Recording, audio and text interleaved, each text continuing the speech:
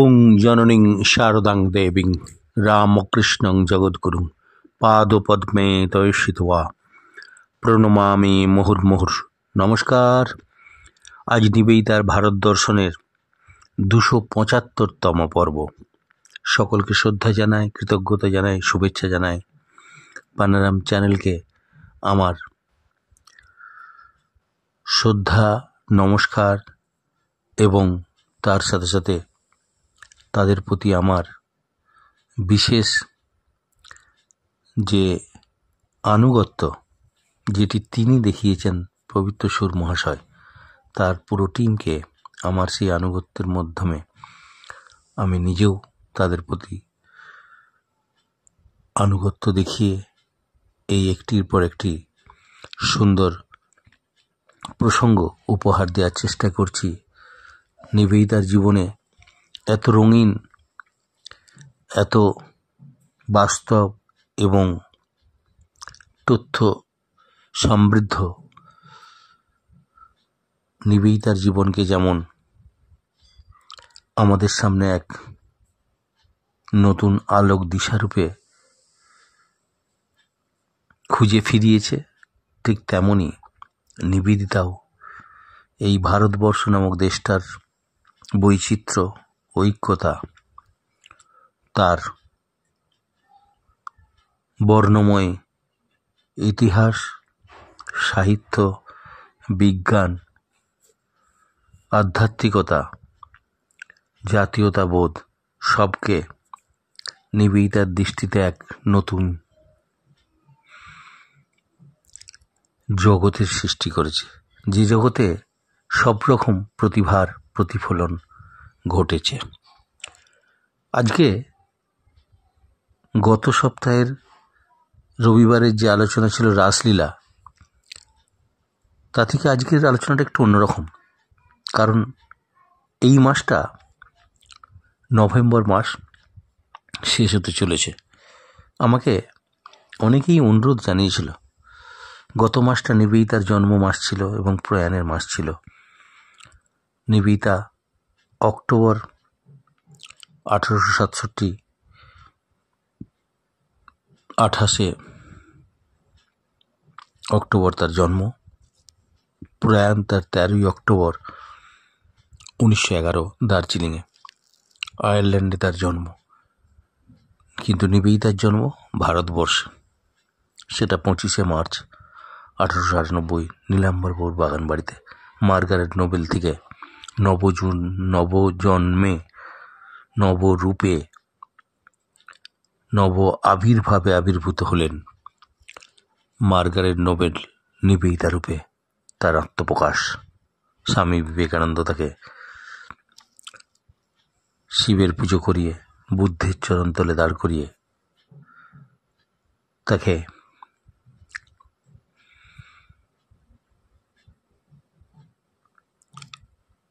নিজের জীবনে শপথ নিতে দাঁড় করিয়ে দিলেন। বহুজন হিতায় বহুজন সুখে নিজের জীবন উৎসর্গ। বুদ্ধের সামনে যিনি 500 বার জন্মগ্রহণ করেছেন মানুষের মুক্তির জন্য, মানুষের উন্নতির জন্য, যিনি একটি বারও নিঃশ্বাস নেননি নিজের জন্য, সেই বুদ্ধকে সামনে রেখে জীবন এই দেশের জন্য উৎসর্গ করো। নিবেদিতা তাই করেছিলেন। কিন্তু নিবেদিতাকে সামনে রেখে আর একজনের এই মাসে জন্ম এবং প্রয়াণ, তিনিও এক ভারত বীর সন্তান, বিজ্ঞানী জগদীশচন্দ্র বসু। তার 30 নভেম্বর 1858 খ্রিস্টাব্দে জন্ম, প্রয়াণ 1937 খ্রিস্টাব্দের 23 নভেম্বর। তাই এই নভেম্বর মাসের 2টি সপ্তাহ আমি বেছে নিয়েছি জগদীশচন্দ্র বসুর জীবনী আপনাদের সামনে তুলে ধরব। কারণ নিবেদিতা না থাকলে, জগদীশচন্দ্র বোস স্বীকার করেছেন, বিজ্ঞানী জগদীশচন্দ্র বোসের বিশ্বখ্যাতি যে মানব জাতিকে নতুন দিশা দিয়েছে। এত বড় বিজ্ঞানী হওয়া বা মানুষের সামনে তার গ্রহণযোগ্যতা নিবেদিতা পাশে না থাকলে সেটি সম্ভব হতো না, সেটা জগদীশচন্দ্র বসু নিজে বলেছেন। নিজে এবং রবীন্দ্রনাথ দুজনেই একই ভাষায় কথা বলেছেন, নিবেদিতা আমার সামনে পাশে যখনই থেকেছেন আমার মধ্যে অনুপ্রেরণা, বিজ্ঞান সাধনা খুব সহজ হয়ে যেত। এক জায়গায় নিবেদিতা সম্পর্কে লিখছেন, আমার বৈজ্ঞানিক গবেষণাগারের ক্লান্তি, মানসিক অবসাদ,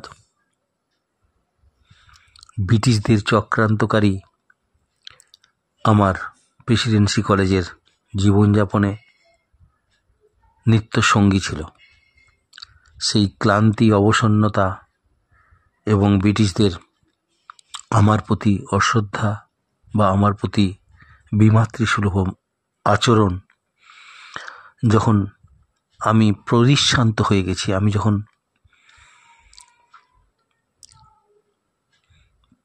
দিশাহারা হয়ে গেছি, তখন নিবেদিতার কোলে মাথা রেখে নিজের সমস্ত ব্যথা, বেদনা, যন্ত্রণা থেকে মুক্তি পেয়েছি। এটা জগদীশচন্দ্র বসুর নিজের কথা। কবে আলাপ হলো জগদীশচন্দ্র বসুর সাথে? আমার তথ্য বলছে, আমার গবেষণা বলছে, নিবেদিতা ভারতবর্ষে এসেছিলেন 1898 সালের জানুয়ারি মাসের 28 তারিখে। 2-3 মাসের মধ্যেই জগদীশচন্দ্র বসুর বোন লাবণ্যপ্রভা বসু এবং লেডি অবলা বসু তাদের ব্রাহ্ম বিদ্যালয়, পেথুন স্কুল এবং উত্তর কলকাতায় ঠাকুরমার পাঠশালা, এগুলি দর্শন করতে বেরিয়ে উত্তর কলকাতার মধ্যে আবিষ্কার করেছিলেন ঠাকুর বাড়ি। লাবণ্যপ্রভা বসু, অবলা বসুর মতো গুণী মহিলাদের সংস্পর্শ তাকে ভারতবর্ষের নতুন দিগন্তের সন্ধানে অনেকটা এগিয়ে দেয়। সারা বুলকে নিয়ে নিবেদিতা ওই লাবণ্যপ্রভা বসুকে নিয়ে চলে গিয়েছিলেন জগদীশচন্দ্র বসুর ল্যাবরেটরিতে। সেটা 1898 সালে মার্চ। কিন্তু আমাদের তার আগের একটু ইতিহাসটাতে যদি আপনাদের সাথে একটু পরিচয় করে দিতে পারতাম, তাহলে বোধহয় এই ইতিহাসটা জানতে গিয়ে ইতিহাসে পৌঁছে আপনাদের আরো বেশি এই ইতিহাসটাতে মনোনিবেশ করতে পারবেন আপনারা। 1858 খ্রিস্টাব্দে জন্ম জগদীশচন্দ্র বসুর 30শে নভেম্বর, আর নিবেদিতার জন্ম তথা মার্গারেট নোবেলের জন্ম 1867 খ্রিস্টাব্দের 28শে অক্টোবর। প্রায় 10 বছর ছোট নিবেদিতা। কিন্তু নিবেদিতা ভারতবর্ষে আসার আগে জগদীশচন্দ্র বসুর বিদেশে যাওয়া, বিদেশে পড়াশোনার অনেক চিন্তাতে তাকে বাবা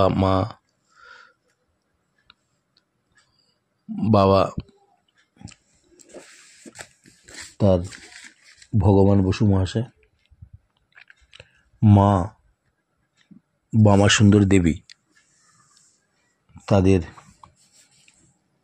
সন্তানকে নিয়ে খুব চিন্তায় ছিলেন। বাবা ডেপুটি কালেক্টর ছিলেন। তাদের অরিজিনাল যেখানে বাড়ি, বর্তমানে বাংলাদেশের অন্তর্গত তৎকালীন অবিভক্ত বাংলার ময়মনসিংহে।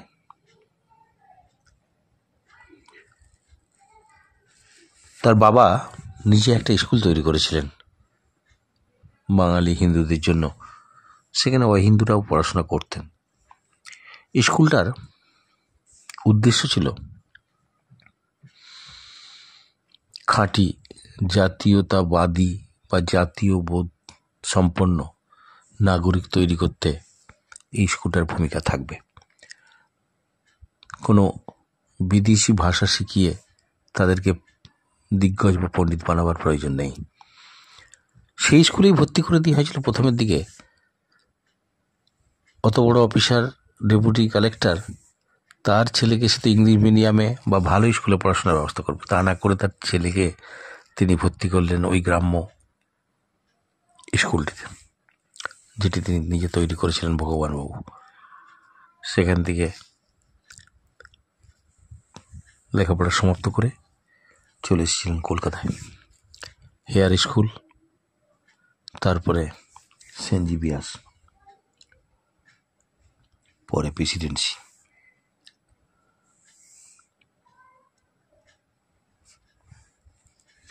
আমরা দেখব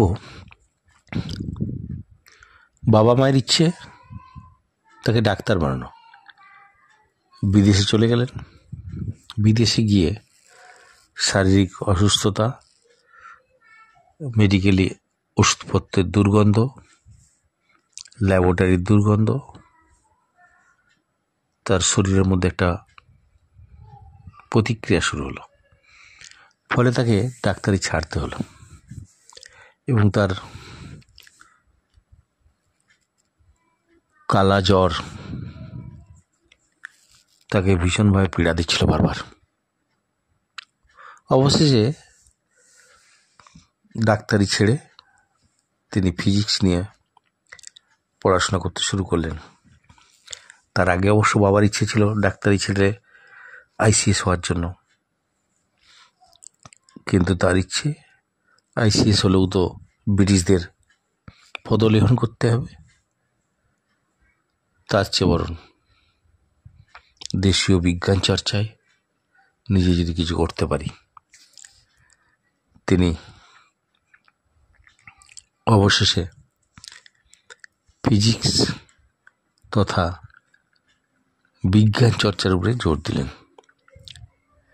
সবচেয়ে মজার ব্যাপার, দেশে বিদেশে যারা ফিজিক্যাল সায়েন্স তথা ভৌত বিজ্ঞান নিয়ে চর্চা করেন, জড় বিজ্ঞান যেটাকে বলা হয়, আর যারা জীববিদ্যা নিয়ে চর্চা করেন, লাইফ সায়েন্স, সেটার উপরে বা সেটার মধ্যে বিস্তর ফারাক। অনেকের ধারণা কাঠ, টেবিল, চেয়ার, জড় বস্তুগুলোর মধ্যে প্রাণ থাকতে পারে, এটাকেও বিশ্বাস করতেন না। কিন্তু স্যার জগদীশ চন্দ্র বোস তিনি প্রথম যেটি করলেন, জীবের সাথে জড়ের মিলনের একটা সমীকরণ তৈরি করে দিলেন। যখন জড় বিজ্ঞানীরা তাকে গভীর সমাদরে তার পরীক্ষা, গবেষণালব্ধ ফল সেগুলিকে উপভোগ করা এবং তাকে নিয়ে গর্ব অনুভব করা, আবার জীবন বিজ্ঞানের বিজ্ঞানীরা, লাইফ সায়েন্সের মানুষরা, তারাও তাকে সমান সমাদর এবং সমান অনুভূতির মধ্যে পৌঁছে দেয়। কিন্তু জগদীশ চন্দ্র বোস তিনি কারোর সাথে সংঘাতে গেলেন না, কিন্তু নিজেদের মধ্যেই তারা সংঘাতে জড়িয়ে গেলেন। অনেকে তার প্রতি বিরূপ আলোচনা করলেন, বিরূপ চিন্তা করলেন, বিরূপ ভাবনার মধ্যে তাকে ভালো চোখে দেখতে শুরু করলেন না। জড় বিজ্ঞানের মানুষেরা যখন জীবন বিজ্ঞান নিয়ে আলোচনা বা ভেতরে প্রবেশ করেছেন জগদীশচন্দ্র বোস, সেটাকে তারা ভালো চোখে দেখেননি, তাই তার প্রতি বিরূপ হয়েছেন। জড় বিজ্ঞানের সাথে জীববিজ্ঞানের সম্পর্ক কি হতেই পারে না। কিন্তু তিনি প্রমাণ করে দেখিয়ে দিয়েছিলেন আমাদের যে অদ্বৈতবাদ, সেটা যেন এই বিখ্যাত মানুষটির কাছে চিরঋণী থাকবেন, কারণ তিনি সেটি করে দেখিয়েছেন। টেবিল, চেয়ার, কাঠ, পাথর সমস্তর মধ্যেই একটা জৈবিক সত্তা রয়েছে, যেমন ইলেকট্রন, প্রোটন, নিউট্রন দ্বারা সমৃদ্ধ। সেই দৃষ্টিতে পৃথিবীর মানুষ অদ্বৈতবাদের নতুন রূপরেখা খুঁজে পেলেন জগদীশচন্দ্র বসু তার দিক নিদর্শক। তিনি প্রমাণ করে ছাড়লেন নিউক্লিয়াস, নিউট্রন, প্রোটন, ইলেকট্রন দ্বারা সমৃদ্ধ জড়ের মধ্যে জীবের কোনো অংশে কম নয়। সেখানে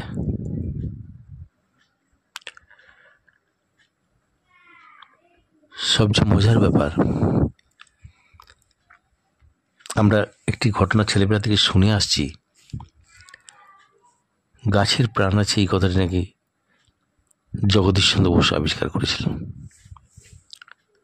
কথাটি প্রকৃতপক্ষে সত্য নয়, কারণ জগদীশচন্দ্র বসুর সময়কালে, অর্থাৎ ঊনবিংশ শতাব্দীতে ভারতবর্ষের মানুষজন ছেলেবেলা থেকে যে জিনিসগুলো দেখছেন তারা এত বোকা নয়। একটি অঙ্কুরোদ্গম হওয়া বীজ থেকে এটি গাছ, চারা, তারপরে চারিত্রিক দিক দিয়ে এই জড়ের মধ্যে যে প্রাণ আছে সেটা তিনি প্রমাণ করে ছাড়বেন। ঈশ্বর প্র্যাকটিক্যালের কথা আমরা শুনেছি। এই যে মানুষ অঙ্কুরোদ্গম থেকে একটি গাছের পাতা গজিয়ে তোলা, একটি চারা গাছ, চারা থেকে একটি মহিরুহে পরিণত হওয়া, এটা চোখের সামনে দেখতে দেখতে তারা অভ্যস্ত। তাই গাছের প্রাণ আছে ঊনবিংশ শতাব্দীর শেষ দশকে এসে প্রমাণ করছেন জগদীশচন্দ্র বোস, সেটা কতখানি যুক্তিযুক্ত। আসলে কথাটা ভুল। জগদীশচন্দ্র বোস গাছের প্রাণ আছে সেটা প্রমাণ করতে যাননি।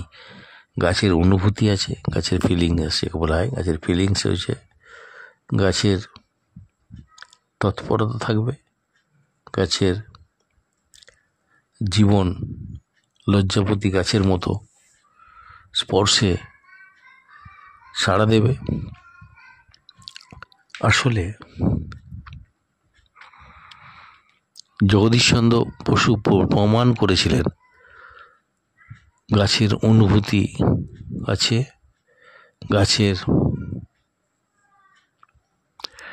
সাড়া দেওয়ার ক্ষমতা রয়েছে, গাছের তার বড় হওয়ার সাথে সাথে তার চরিত্র বদলাতে পারে। এগুলো শুধুমাত্র কথার কথা নয়, জগদীশচন্দ্র বসু তার শোধনাগারে প্রমাণ করেই ছেড়েছেন যে শুধু গাছের প্রাণ আছে কথাটা ওই আমি করেছি বা গাছের প্রাণ আছে আমি জানি, যে এই কথাটা যে ইতিহাসেই রচিত হোক না কেন, এটা আমার চিন্তায় মোটেও সেটি গ্রহণযোগ্যতা মানুষের কাছে সঠিকভাবে নাও পৌঁছাতে পারে। যেটা দরকার সেটা হচ্ছে মানুষ তার এই স্বভাবসিদ্ধ ভঙ্গিতে মানুষ জানতো প্রত্যেকটি গাছের প্রাণ আছে। গাছের এমন এমন গাছ রয়েছে পাতা ছিঁড়লে বা ফুল ছিঁড়লে, গাছ কাটলে তার অনুভূতিটা এক্সপ্রেস করে গাছ। সেটা আমরা বুঝি আর নাই বুঝি, কিন্তু এটা ঘটে। আমরা দেখব জগদীশচন্দ্র বসু প্রথম এই অনুভূতি এবং গাছের যে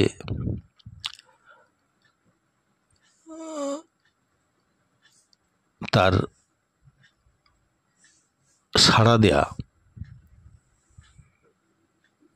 গাছের নিজস্ব যে আচরণ, সেগুলো তিনি আবিষ্কার করলেন। তিনি গাছের প্রাণ আছে এটা আবিষ্কার করেননি।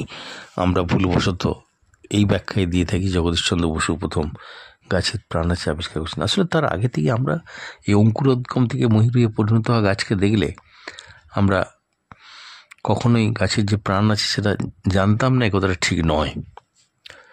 তার অনুভূতি, তার গাছেদের যে সাড়া দেওয়া, গাছেদের যে বিকাশ এবং সেই বিকাশের সাথে সাথে গাছের নিজস্ব রোদ বাতাস দেখে তার দিক নিরূপণ করা, শিকড়কে নিচে পর্যন্ত চালিয়ে দিয়ে সেখান থেকে সিক্ততা সংগ্রহ করা, এগুলো যেমন তেমনই মার্গারেট নোবেল জগদীশচন্দ্র বসুর কাছে বসে সারা বুলকে নিয়ে যখন পৌঁছেছেন ছোট্ট ল্যাবরেটরিতে লাবণ্যপ্রভা বসুর সাথে, সেখানে দেখা যাবে একা একা এরকম হয়েছে। নিবেদিতা গেছেন, পেছনে দাঁড়িয়ে রয়েছেন, একা একাই পেপারটা নিয়ে মার্গারেট নোবেল সারা বুল দরজার সামনে দাঁড়িয়ে আছেন, তিনি লক্ষ্যই করেননি। তিনি বলছেন পেপারওয়েটটাকে নিয়ে, I must prove hair is also life,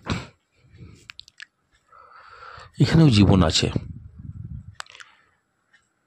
না হলে জ্বরটা জ্বরের মতো সঙ্গবদ্ধ থাকতে পারত না, ছড়িয়ে ছিটিয়ে যেত। তার যদি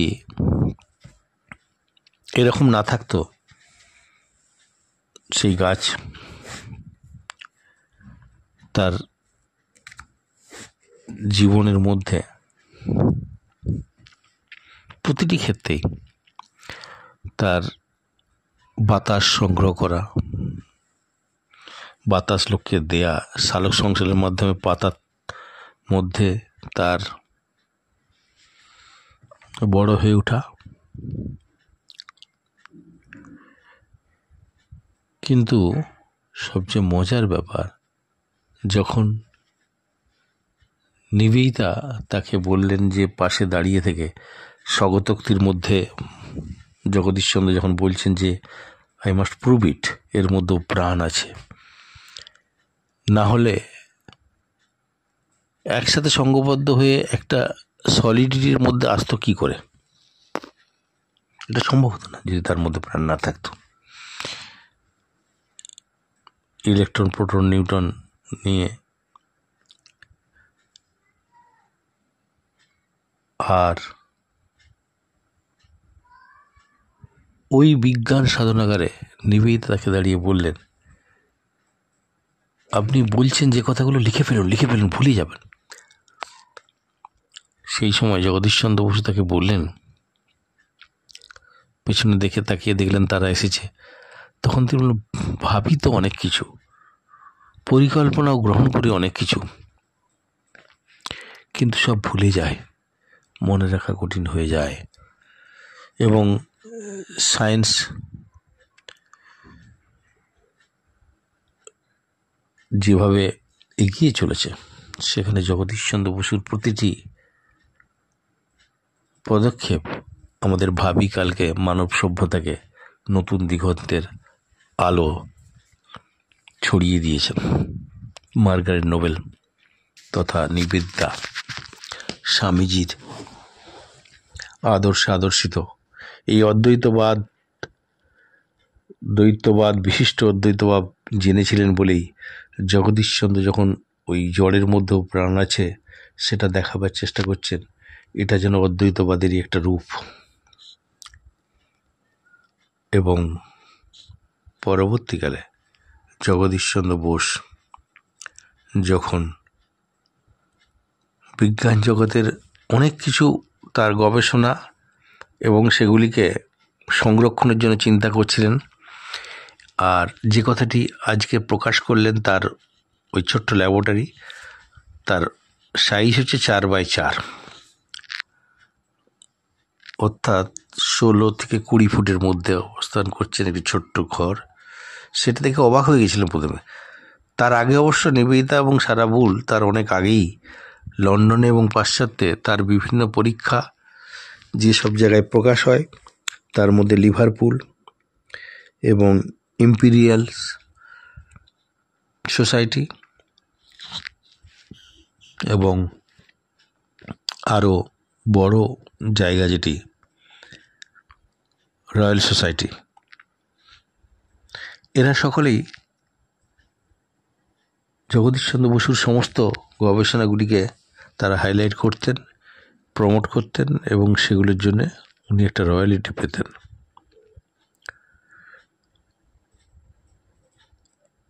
আর জগদীশচন্দ্র বসুর প্রতিভা বিজ্ঞান জগতে তার অনেক আগে থেকেই বেতার জগৎ, বিজ্ঞানে ওই গাছের অনুভূতি এবং তার সাড়া দেয়া, এইসব বিষয়ে অনেক গবেষণালব্ধ ফল বিভিন্ন কাগজে বেরিয়েছে, বিভিন্ন মিডিয়াতে বেরিয়েছে। তখনকার দিনে ওই দেশে ছিল অনেক কিছুই। এখানে নিবেদিতার যে ভূমিকা যদি দেখি, নিবেদিতা তাকে খাদের কিনারা থেকে তুলে এনেছিলেন যাকে বলা যায়। সেই এক্সপ্রেশন যেদিন ল্যাবরেটরির পাশে দাঁড়িয়ে নিবেদিতা তাকে বলছে লিখে ফেলো, এগুলো ভুলে যাবে, এগুলো তোমার ভবিষ্যতে ওইগুলিকে নিয়ে গবেষণা করে অনেক ভালো ভালো তথ্যের সন্ধান দিতে পারবেন। যখন জগদীশচন্দ্র বসু বলেছিলেন যে আমি সব করতে পারি, কিন্তু সেগুলো কিভাবে মাথায় ঢোকে না যে এগুলি চর্চা করতে করতে অনেক ভালো হবে, এগুলি লিখে রাখার ব্যাপারে বা সংরক্ষণের জন্য কি করব খুঁজে পায় না। তখন নিবেদিতা তাকে বললেন, আশ্বস্ত করলেন,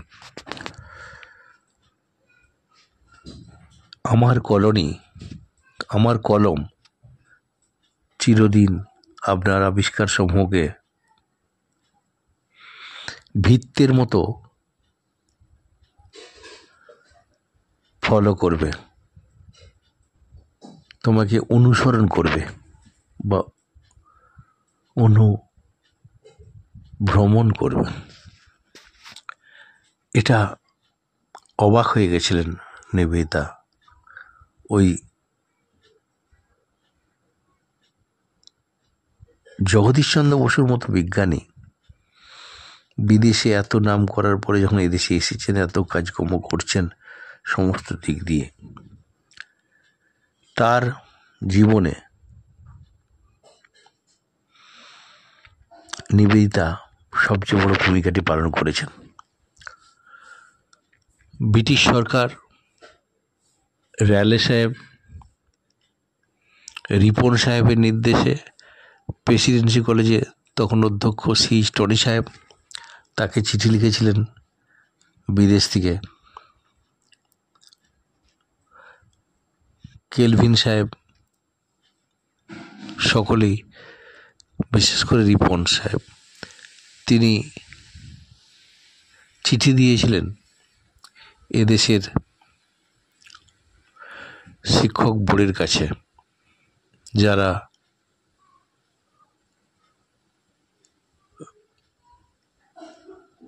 সেখানেতে জগদীশচন্দ্র বসুর যে অবদান, র্যালে বা কেলভিন সাহেব যেটা অনুভব করেছিলেন যে পৃথিবীর ইতিহাসে বিজ্ঞান জগতের একটি ধ্রুব তারা, তাকে ম্যান অফ দ্য সায়েন্স বলা হতো। সেই জগদীশচন্দ্র বসু যখন একের পর এক তার গবেষণালব্ধ ফলগুলি বিভিন্ন বিদেশি পত্রিকাতে ওই জার্নালগুলিতে বেরোচ্ছে, সেগুলি নিবেদিতার তত্ত্বাবধানে সেগুলি বেশি করে মানুষের কাছে পৌঁছানোর ব্যবস্থা হচ্ছিল। নিবেদিতা ওই ভিত্তির মতো অনুসরণ করেছেন। তার সাথে কখনো বাগবাজারে তার বোসপালনের বাড়িতে, কখনো বা জগদীশচন্দ্র বসুর বাড়িতে ছোটাছুটি করেছেন, করে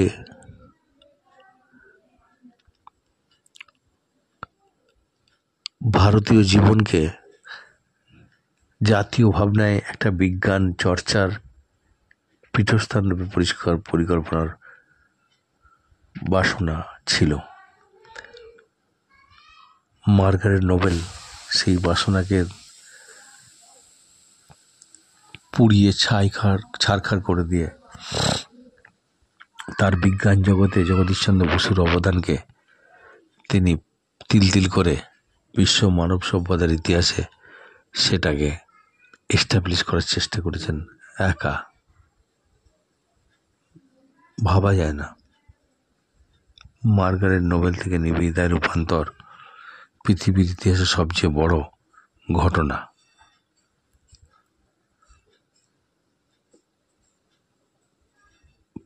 প্রত্যেকটি তার গবেষণার পেছনে নিবেদিতার কিছু না কিছু অবদান রয়েছে। আমরা দেখব 1898 সালে 1 মে, যেটি নিয়ে 26 এপ্রিল একটি ঘটনা ঘটে। মার্গারেট নোবেল স্বামীজির কাছে ভয় পাচ্ছিলেন যে কিভাবে জগদীশচন্দ্রকে তার কাজের ফাঁকে ফাঁকে তাকে সাহায্য করে প্রকৃত ভারতীয় একটি বিজ্ঞানী রূপে স্বীকৃতি লাভের জন্য তাকে হেল্প করা, পাশে থাকা। স্বামীজি সব শুনছিলেন খেতে বসে, মার্গারেটও খাচ্ছেন, দুজনেই খাচ্ছে। যদি এরকম হতো, মার্গারেট নোবেল তিনি বিজ্ঞান জগৎকে জগদীশচন্দ্র বসুর প্রতিভাকে বিদেশি বিজ্ঞান গবেষণার পত্রগুলিতে তিনি প্রচারের ব্যবস্থা করে জগদীশচন্দ্রের অনেক দুঃখ দূর করেছিলেন। মার্গারেট নোবেল তথা নিবেদিতা জগদীশচন্দ্র বসুর রিপন সাহেবের সুপারিশে প্রেসিডেন্সি কলেজে যখন ভর্তি হলেন, তার পেছনে একটা ইতিহাস রয়েছে। আসলে C.H. টনি সাহেব তখন কলকাতা প্রেসিডেন্সি কলেজের অধ্যক্ষ। শ্রীরামকৃষ্ণ দেবকে ভালোবাসতেন, শ্রদ্ধা করতেন, কিন্তু কখনোই ভারতীয়রা বিজ্ঞানী হবে, বিজ্ঞান গবেষক হবে, বিজ্ঞানী হবে বা বিজ্ঞানী তৈরি করতে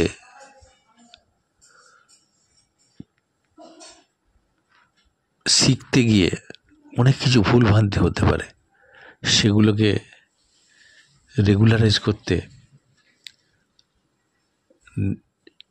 জগদীশচন্দ্র বসুর জীবনেতেও নিবেদিতার ভূমিকা অনন্য। মার্গারেট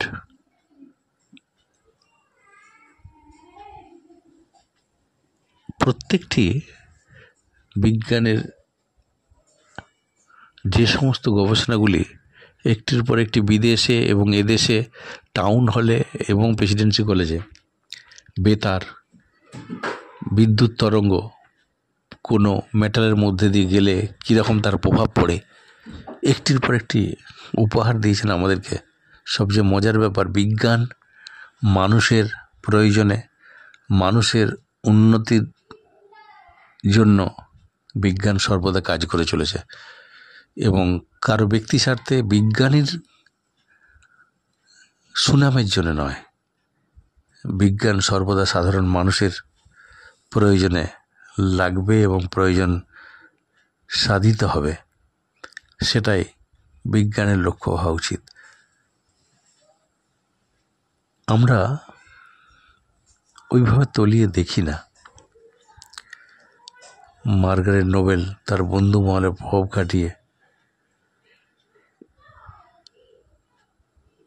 প্রত্যেকটি মানুষের এক একটা ভেতরে আরেকটি মানুষ থাকে। C.H. টনি সাহেব যখন ওই কথা বললেন যে ভারতীয়রা বিজ্ঞানী হতে পারবে, বিজ্ঞান গবেষক হতে পারবে, পরীক্ষা দ্বারা তারা প্রফেসর হতে পারবে, সেটা মানা যায় না। তিনি শ্রীরামকৃষ্ণদেবকে ভালোবাসতেন, ভারতবর্ষের আধ্যাত্মিকতাকে ভালোবাসতেন, নিজে বই পর্যন্ত লিখেছেন কোয়ার্টারলি রিভিউ পত্রিকার মধ্যে, জার্নালের মধ্যে। কিন্তু যারা এই বিজ্ঞান সম্পর্কে কৌতূহল নিয়ে তার কাছে পৌঁছেছেন, জগদীশচন্দ্র বসু তার বিখ্যাত 3টি বই, living non living, plan response, comparative electrophysiology, এইসব বইগুলিকে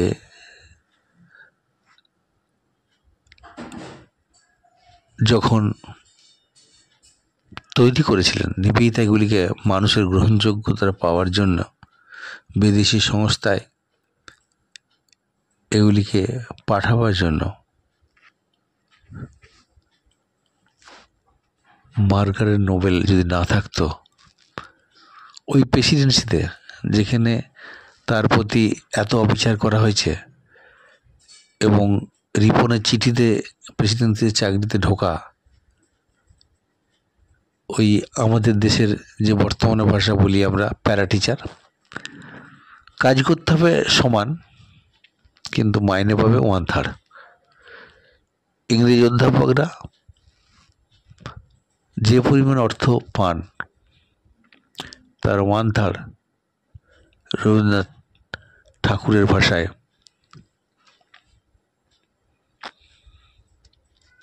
তাকে ব্রিটিশ সরকার তার প্রতি অবিচার করেছেন। তিনিও একরোখা হয়ে গিয়ে সেই 1/3 মাইনেটাকে উপর্গ করলেন। 3 বছর তিনি নেননি। নিবেদিতা, প্রফুল্ল রায় এবং বিজ্ঞানী প্রফুল্ল রায়, যাকে ম্যান অফ দ্য কেমিস্ট বলা হয়, আর man of the science Jagadishchandra Bose, তাদের দুজনের জন্য লড়াইয়ে নেমেছিলেন। সেখানে আদায় করে ছিনিয়ে নিয়ে এসেছিলেন তার প্রাপ্য এবং সঠিক প্রাপ্যতা। বিদেশি তথা ব্রিটিশদের অধ্যাপকদের জন্য যা মাইনে, জগদীশচন্দ্র বসুর ক্ষেত্রেও সে একই মাইনে দেয়া হলো। এইখানে একটা জিনিস ভাবার রয়েছে, নিবেদিতা তার বন্ধু মহলে এবং প্রশাসন মহলে তার প্রভাব খাটিয়ে যখন স্বামীজির উপরে যত অত্যাচার অন্যায় সেগুলিকে তিনি যেভাবে ম্যানেজ করলেন, পরবর্তীকালে দেখব একসাথে 3 বছরের এরিয়ার সহ তার টাকাটা ফেরত দিলেন। অবশ্য তার আগে রয়্যাল সোসাইটি তার একটা লেখা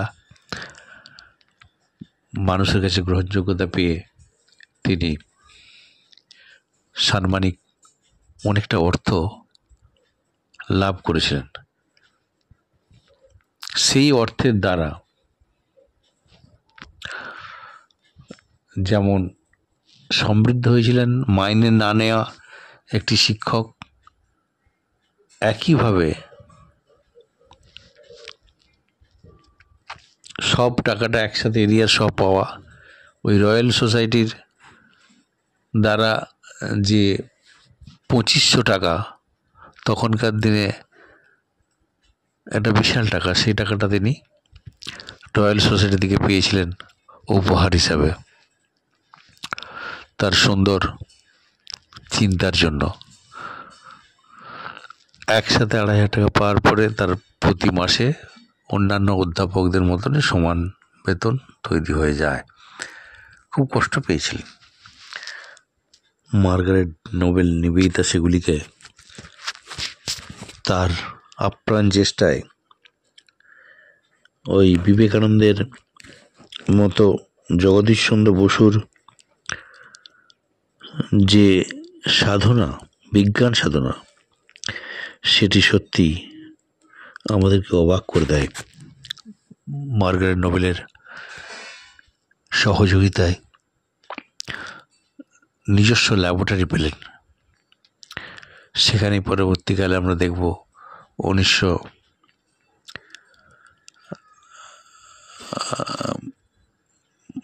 বিশেষ করে নিবেদিতা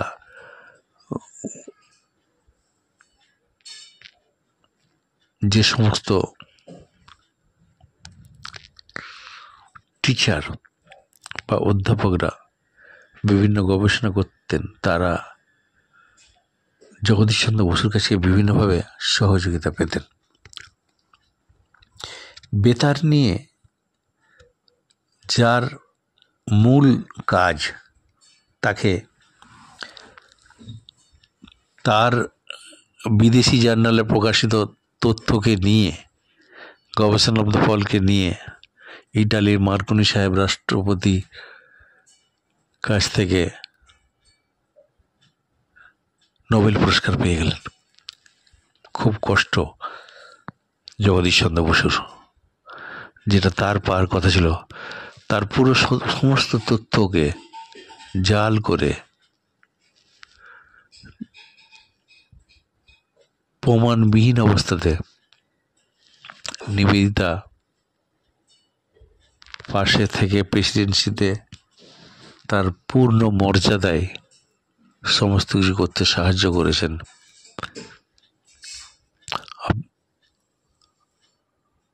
জগদীশচন্দ্র বসু প্যারিসে বিজ্ঞান কংগ্রেসে যাওয়ার জন্য তার যে প্রতিভা বিচ্ছুরিত হবে, স্বামীজি সেখানে যাচ্ছেন। এই ধর্ম সভা নয়, এটা বিজ্ঞান মেলা। আসলে ফ্রান্স 100 বছর ধরে বিজ্ঞান মানুষের কি সাহায্য করেছে সেইটা মানুষের কাছে দেখাবার জন্য, বা এর পরের 100 বছর বিজ্ঞান কি কাজ করবে সেগুলি ফ্রান্স এই বিজ্ঞান সাধনাকে মানুষের উপযোগী করে তোলার জন্য প্যারিসে বিজ্ঞান কংগ্রেসের আয়োজন করলেন। সেখানে আমন্ত্রিত হলেন স্বামী বিবেকানন্দ, জগদীশচন্দ্র বসুর ওই বিজ্ঞান জগতে প্রবেশ সম্পর্কে ওই বিজ্ঞান মেলাতে বিবেকানন্দ উপস্থিত হয়েছেন। তিনি পরে একটি জায়গায় লিখছেন, হে ভারত মাতা, আজ তোমার মুখ উজ্জ্বলকারী যে বিজ্ঞানী স্যার ডক্টর জগদীশচন্দ্র বোস তোমার মুখ আলো করবে। তোমার সমস্ত ব্যথা বেদনা যন্ত্রণা দূর করবে তোমার ওই কৃতি সন্তান।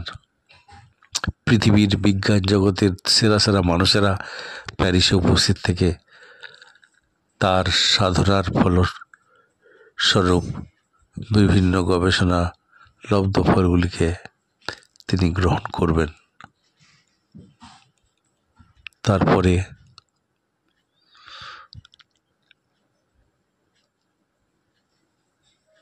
জগদীশচন্দ্র বসু প্যারিসে গিয়ে যেভাবে বিজ্ঞান প্রতিভার একটা মুখ হয়ে দাঁড়ালেন, সেখানে নিবেদিতাও গেছেন। সেখানে প্যারিস দুটি জিনিসের জন্য সে বছর খুব উল্লেখযোগ্য ভূমিকা পালন করেছিলেন। সে বছর অলিম্পিকের দায়িত্ব পেয়েছিলেন ফ্রান্স, এবং সেই ফ্রান্সের অলিম্পিক আয়োজনে সেখানে এই বিজ্ঞান সম্মেলনটির বা বিজ্ঞান এই কংগ্রেসটি অনুষ্ঠিত হয় এবং সে বছরই প্রথম অলিম্পিকে মহিলাদের খেলার সুযোগ আসে। তাই ফ্রান্সের ক্ষেত্রে খুবই উল্লেখযোগ্য একটি বছর। 1900 খ্রিস্টাব্দে এই ঘটনা ঘটে। পাশ্চাত্যের প্যারিসে বিজ্ঞান কংগ্রেস বসে। সেখানে দেখা যাবে এই বিজ্ঞান কংগ্রেসে উপস্থিত হওয়ার জন্য জগদীশচন্দ্র বসু আমন্ত্রিত হয়েছেন, কিন্তু তার পয়সা নেই, অত পয়সা দিয়ে কী করে পাশ্চাত্যে যাবে। সেখানেও নিবেদিতার ভূমিকা। নিবেদিতা জগদীশচন্দ্র বসুর হয়ে রবীন্দ্রনাথ ঠাকুরকে অনুরোধ করলেন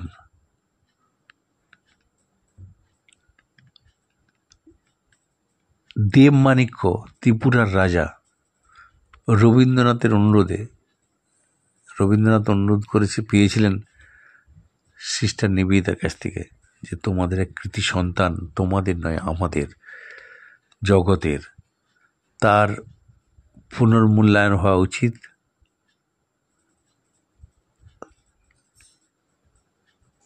প্যারিসে এত বড় একটা অনুষ্ঠান, সেখানে যদি জগদীশচন্দ্র বসু না পৌঁছাতে পারেন তাহলে বিজ্ঞানের অনেক কিছু অজানা তথ্য রয়ে যাবে। তাই তাকে যে করে হোক নিয়ে আসতে হবে। তাই নিবেদিতা যখন জানতে পারলেন জগদীশচন্দ্র বসুর কাছে অর্থ প্রতিকূল, নিবেদিতা রবীন্দ্রনাথকে অনুরোধ করলেন এর জন্য কিছু অর্থ ব্যবস্থা করা। অর্থ ব্যবস্থা হলো রবীন্দ্রনাথ চিঠি লিখলেন ত্রিপুরার রাজা দেবমাণিক্যকে। তার অর্থের মাধ্যমে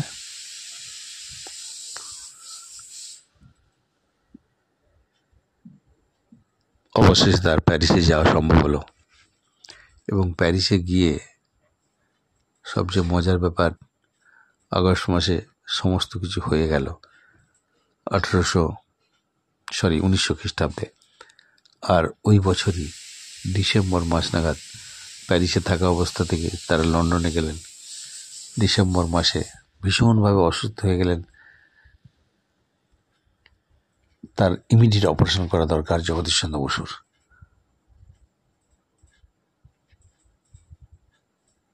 ভারতবর্ষের একজন বিজ্ঞানী বিশ্বের মানুষের কাছে স্বামী বিবেকানন্দের মতনই নতুনভাবে প্রস্তুত জীবন যন্ত্রণার এক লক্ষ্যে বিজ্ঞানকে প্রতিষ্ঠিত করলেন জগদীশচন্দ্র বসু পাশ্চাত্যের মানুষের কাছে। লন্ডনে গিয়ে জগদীশচন্দ্র বসুর যে অসুস্থতা ভয়ানক বীভৎস রূপে পরিণত হলো, চিকিৎসার জন্য সমস্ত ব্যবস্থা করে নিবেদিতা তাদের নিজের বাড়িতে রেখে, উইলিয়ামটনের যে বাড়িতে নিবেদিতারা থাকতেন, তার মা, এক ভাই, এক বোন, উইলিয়াম মেরি এবং রিচার্ডসন তার ভাই, তারা তখন মাকে নিয়ে, অবশ্যই নিবেদিতার মায়ের দ্বারাই সম্ভব হয়েছিল, তিনিই করেছেনটা। নিবেদিতার মা নিবেদিতাকে বললেন তুমি এদের সেবা করো, এখানে থাকো, আমরা বাপের বাড়ি যাচ্ছি। নিজের গ্রামের বাড়িতে চলে গেলেন নিবেদিতার মা। সমস্ত চিকিৎসা, দেখাশোনা, সব দায়িত্ব যত্ন সহকারে পালন করলেন। এবং জগদীশচন্দ্র বোস সুস্থ হয়ে গেল, তারপরে অবলা বসু অসুস্থ হলেন, তারও সেবা করলেন। এই মার্গারেট নোবেল নিবেদিতার জগদীশচন্দ্র বসুর কাছে কী বস্তু ছিলেন সেটা অনুভব করা যাবে, বলা যাবে না। নিবেদিতার ভারত দর্শনে আরও একটি পাঠ, অর্থাৎ লাস্ট রবিবারটি মাসের, সেদিনও যুগ ধরে ভারতবর্ষের যে সম্মান, ভারতবর্ষকে একটা নতুন জগতের সামনে দাঁড় করিয়ে দিল। অবলা বসুর সুস্থ হয়ে উঠলে নিবেদিতা দুজনকেই সুস্থ করে বাড়িতে পাঠিয়ে দিলেন। পৃথিবীর ইতিহাসে এই এক বিরল দৃষ্টান্ত। নিবেদিতা নিজে বন্ধু বান্ধবরা খবর দিয়ে জগদীশ চন্দ্র বসুকে যেভাবে সুস্থ করে তুললেন, ভারতীয় বিজ্ঞানের আরেকটি দিক। প্রত্যেকেই সত্যি ঘটনাগুলি যদি একত্রিত করা যায়, দেখা যাবে পৃথিবীর মানচিত্র আস্তে আস্তে বড় হবে। এবং নিবেদিতা জগদীশ চন্দ্র বসুকে 10 বছরের ছোট হয়েও খোকা বলে ডাকতেন। ব্রায়ান, BAIRN, এই বাছা বা বালক এরকম মানে হয় ইংরেজিতে। সেই বাছা বলে রাখতেন বা বাবা বলে রাখতেন বাচ্চাকে। মার্গারেট নোবেল যাতে পৃথিবীর ইতিহাসে একটি আদর্শ বিজ্ঞানী হয়ে থাকে, তার জন্য প্রার্থনা। আমরা আর একটা দিন জগদীশ চন্দ্র বসু এবং নিবেদিতা নিয়ে আলোচনা করব বলে আমি আজকে এখানে ছেড়ে দিচ্ছি। এর পরের দিন নিবেদিতা জগদীশ চন্দ্র পর্বের দ্বিতীয় পর্বটি আলোচিত হবে। সকলে ভালো থাকবেন। অসতোমা সদ্গময় তমসোমা জ্যোতির্গময়। ওং শান্তি শান্তি শান্তি। হরি ওং তৎসৎ। শ্রীরামকৃষ্ণার্পণমস্তু।